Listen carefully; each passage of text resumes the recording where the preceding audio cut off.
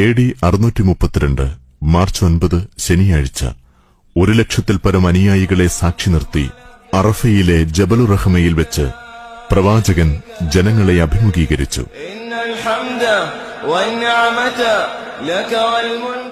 ജനങ്ങളെ, എന്റെ വാക്കുകൾ ശ്രദ്ധാപൂർവം ശ്രവിക്കുക.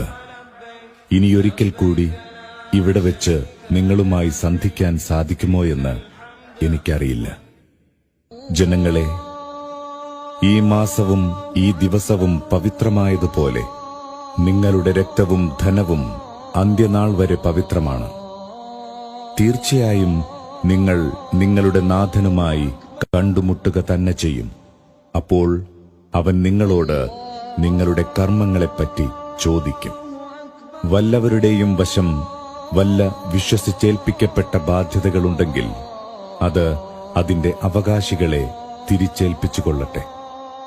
എല്ലാ തരത്തിലുള്ള പലിശ ഇടപാടുകളും ഇന്നു മുതൽ ഞാൻ ദുർബലപ്പെടുത്തിയിരിക്കുന്നു. എന്നാൽ മൂലധനത്തിൽ നിങ്ങൾക്ക് അവകാശമുണ്ട്. പലിശ പാടില്ലെന്ന് അല്ലാഹു വിധിച്ചു കഴിഞ്ഞു. ആദ്യമായി എന്റെ പിതൃവ്യൻ അബ്ബാസിന് കിട്ടാനുള്ള പലിശ ഞാനിതാ റദ്ദു ചെയ്തിരിക്കുന്നു.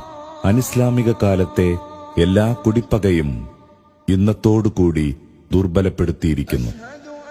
അനിസ്ലാമിക കാലത്തെ എല്ലാവിധ കുലമഹിമകളും പദവികളും ഇതാ അസാധുവായിരിക്കുന്നു. നിങ്ങൾ ശപിക്കപ്പെട്ട പിശാചിനെ സൂക്ഷിക്കുക. അവൻ ഇന്ന് നിരാശനായിരിക്കുന്നു. ജനങ്ങളെ, നിങ്ങൾക്ക് സ്ത്രീകളോട് ചില ബാധ്യതകളുണ്ട്. അവർക്ക് നിങ്ങളോടും. വ്യക്തമായ നീചവൃത്തികൾ ചെയ്യുകയുമരുത്. സ്ത്രീകളോട് നിങ്ങൾ ദയാപുരസ്സരം പെരുമാറുക. അവർ നിങ്ങളുടെ ആശ്രിതരും പങ്കാളികളുമാണ്. ജനങ്ങളെ, വിശ്വാസികൾ പരസ്പരം സഹോദരന്മാരാണ്. തന്റെ സഹോദരൻ മനസ്സംതൃപ്തിയോടുകൂടി തരുന്നതല്ലാതെ ആർക്കും ഒന്നും അനുവദനീയമല്ല.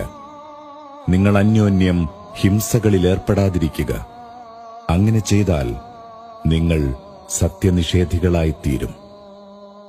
ജനങ്ങളെ, ഞാൻ ഇനി പറയുന്നത് സസൂക്ഷ്മം ശ്രവിക്കുക.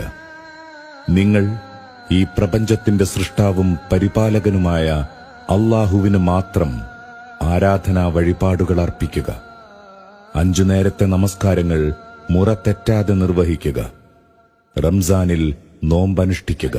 സമ്പത്തിന്റെ വിഹിതമായ നിർബന്ധദാനം കൃത്യമായി കൊടുക്കുക. സമ്പത്തും ആരോഗ്യവുമുള്ളവർ ഹജ്ജ് ചെയ്യുക. ജനങ്ങളെ, എനിക്ക് ശേഷം ഇനിയൊരു പ്രവാചകൻ വരാനില്ല.